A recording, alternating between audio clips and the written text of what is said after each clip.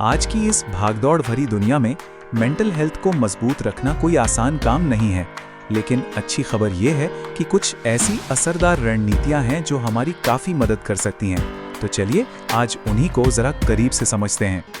हम सब के अंदर ना एक लड़ाई हमेशा चलती रहती है। एक तरफ होता है तनाव और दूसरी तरफ होता है सब्र।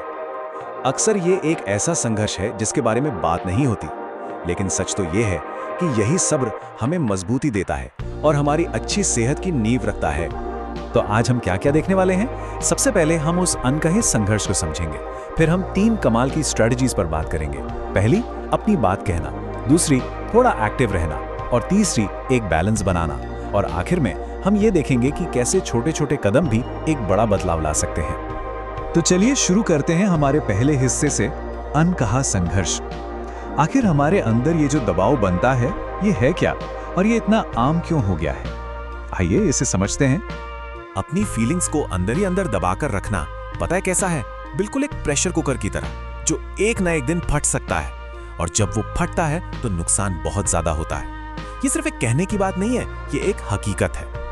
और पता है इस चुप्पी की कीमत कौन चुकाता है? हमारा शरीर। जब हम अपनी भावनाएं बाहर नहीं निकालते तो शरीर में कॉर्टिसोल यानी स्ट्रेस हार्मोन बढ़ने लगता है और इससे हाई ब्लड प्रेशर का खतरा, चिंता और तनाव से जुड़ी दूसरी बीमारियां होने के चांसेस भी बढ़ जाते हैं। तो सवाल यह है कि इसका हल क्या है?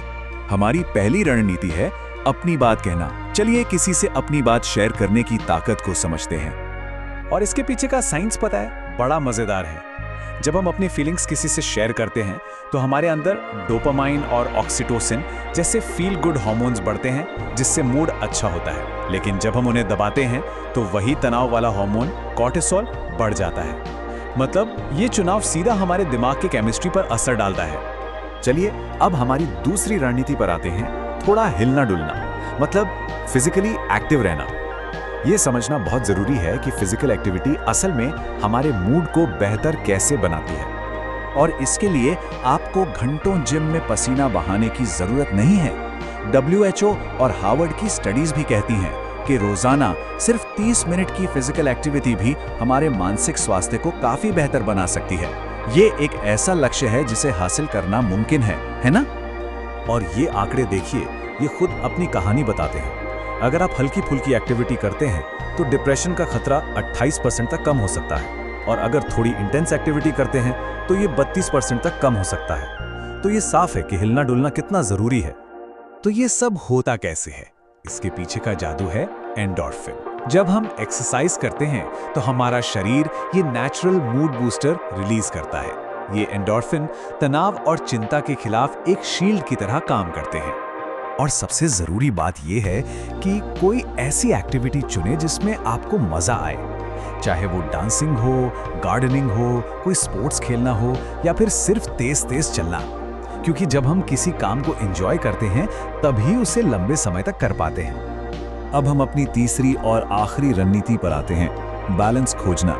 ये आज की दुनिया की एक बहुत बड़ी चुनौती बर्नआउट से बचने के लिए बाउंड्री सेट करने के बारे में है। तो ये बर्नआउट आखिर है क्या? ये काम से जुड़ी एक ऐसी हालत है जिसमें बहुत ज्यादा थकावट होती है, अपने काम को लेकर नेगेटिव फीलिंग्स आने लगती हैं और काम करने की एफिशिएंसी भी कम हो जाती है। इसे पहचानना ही पहला कदम है। इससे बचने के लिए ना दिन में छोटे छोटे रिकवरी मोमेंट्स लेना बहुत जरूरी है। जैसे कि थोड़ी देर के लिए टहल लेना, किसी अपने से बात कर लेना या फिर बस कुछ गहरी सांसें लेना। ये छोटे छोटे ब्रेक दिमाग को रिचार्ज करते हैं और थकावट को दूर रखते हैं। तो सबसे जरूरी बात है बैलेंस। मतलब जब काम कर रहे हैं तो पूरा ध्यान काम पर हो, और जब आराम कर रहे हैं तो पूरी तरह से रिलैक्स हो। इन दोनों के बीच एक साफ लाइन खींचना बहुत जरूरी है। और इसी के साथ हम अपने आखिरी पड़ाव पर पहुंचते हैं, छोटे कदम बड़ा प्रभाव। इसका मतलब है ये समझना कि अच्छी सेहत की नींव लगातार बनाई गई छोटी छोटी आदतों से ही बनती है। याद रखिए, मेंटल हेल्थ सुधारने के लिए किसी बड़े चमत्कार या बदलाव की जरूरत नहीं है, बल्कि रोजमर्रा की छोटी छोटी सिंपल आदतों को लगातार अपनाने की जरूरत है।